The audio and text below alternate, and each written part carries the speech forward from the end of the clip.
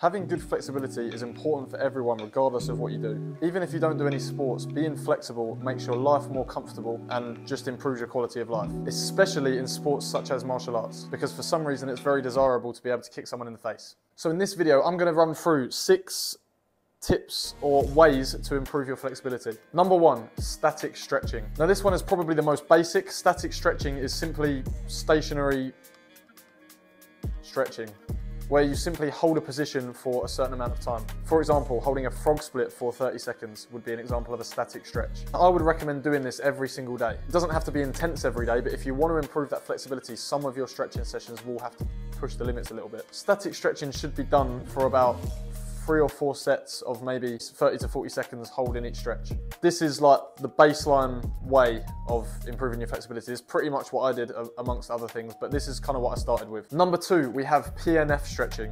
PNF stands for proprioceptive neuromuscular facilitation. Makes me feel smart saying that. And pretty much, because I can't explain it scientifically, the way I would describe this stretching is you go into a stretching position, you hold that for maybe 10 seconds, take a deep breath in, take a deep breath out, and as you breathe out, push it a little bit wider. Don't know if you understand that description, but that's the best way I can describe it. It's about contracting and then relaxing your muscles. So, for example, if you sat in a splits position and you squeeze the inside of your thighs together or towards the floor for 10 seconds and then take a deep breath in and then deep breath out, and as you breathe out, relax the inside of your thighs, and then you can now sink a little bit lower into that stretch. That is basically PNF stretching. This is a very good one to improve your flexibility, but it often requires a partner. To get the best out of this style of stretching, you'd need a partner. So maybe if you go to your training sessions, get one of your teammates to help you out with this one. There are obviously ways to do it on your own, so you can Google that because there will be resources online to help you with that. Coming in at number 3, I actually have a flexibility program. If you didn't already know, you probably know by now, but I constructed this flexibility program with every single stretch and exercise that I did when I was improving my flexibility. So I started off like this, and now my kicks look more like this.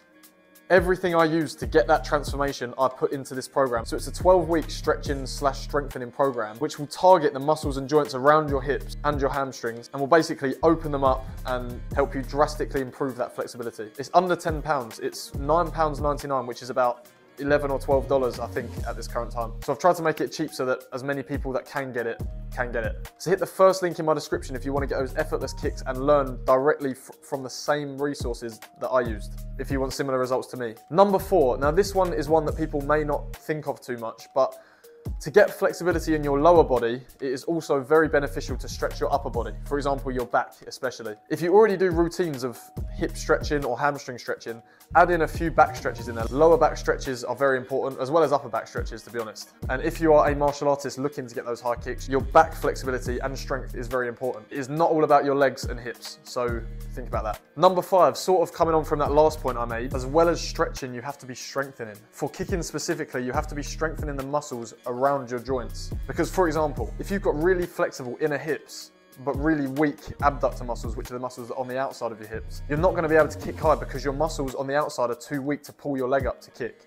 You need to have those strong hip flexors to be able to whip your leg up to do the kick, not just the flexibility. Again, all the strengthening exercises that I used are also in my program, as well as the stretching, so go and check that out. And number 6, the final way to improve your flexibility is to make sure you are having rest days. This doesn't apply to everyone. This only applies to the few of you that love training so much that you don't want to take a rest day, which is a bit like me. But I've noticed firsthand that when I try and go 7 days a week, it's stupid, I know, it sounds stupid me saying it, to be honest. And I'm fixing it, I'm doing rest days now. But when you try and go 7 days a week, you're not giving your muscles time to repair. When you work out, you have these tiny little tears in your muscles that when they regrow, they come back stronger. But if you're not resting, they can't regrow, so your muscles won't really get stronger as effectively as they would if you have rest day. That applies to when you're in the gym, like lifting weights and stuff. If you don't give your muscles time to rest, they won't recover. And it's the same with your flexibility. If you don't give your muscles and joints time to rest, they're just going to be constantly sore, and then you're always going to feel tight. If you try and push it too hard every day, you're going to feel like the opposite of getting flexible. You could be doing so much stretching and training every day,